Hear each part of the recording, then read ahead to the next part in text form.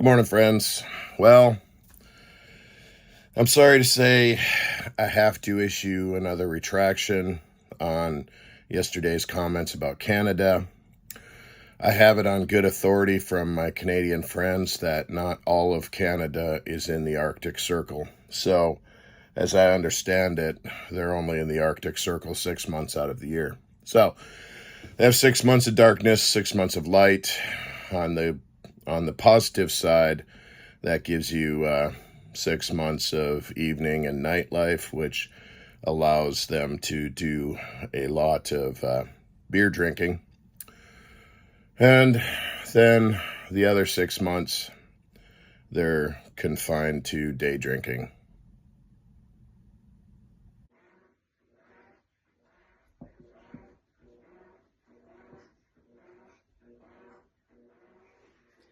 Okay, Ken, I have like 6 more dramatic reenactments to do and only today to do them in, and that feels like a lot of pressure. So today I would like to dramatically reenact the Sasquatch sighting from our very own family member, except he's never told me his Sasquatch story. So, if I remember correctly, he did tell you, and I challenge you to give us your abbreviated Sasquatch reenactment with no personal commentary, just the facts. Okay, so here is my highly accurate dramatic reenactment of the story as told by our family member. I saw something. Ken, you did such a good job. It's like I was there. It's like I was right there. I know that's a very accurate dramatic reenactment. Ken, thanks again for sharing that very high quality dramatic reenactment of our personal family Sasquatch experience. I think I'll just add one more to the pot for the week, and then we'll call it good. Okay, here's the setting. It's my cabin in the woods, surrounded by all kinds of oak trees and cedar trees, some spruce, and down the little hill is a pretty little lake.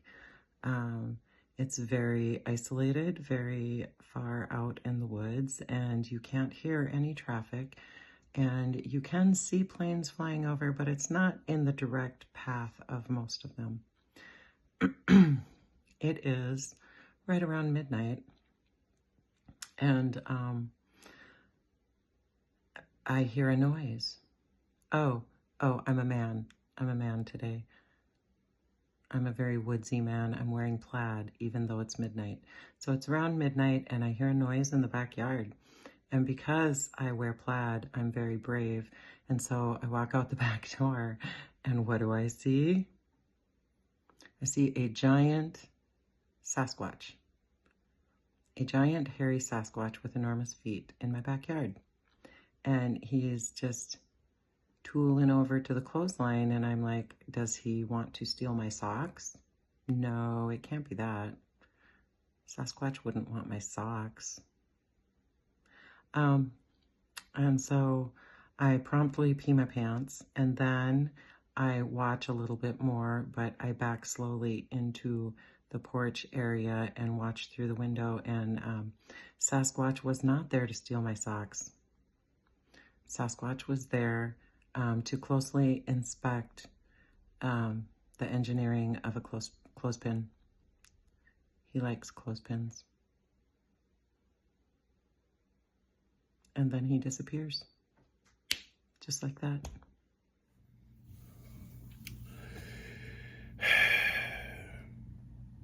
We all know that men don't pee their pants, and if they do, they have to give up their plaid shirts.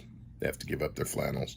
Which brings me to the main point of this story, which is Sasquatch was actually there to steal your flannels off the clothesline because it was actually Paul Bunyan. It wasn't Sasquatch.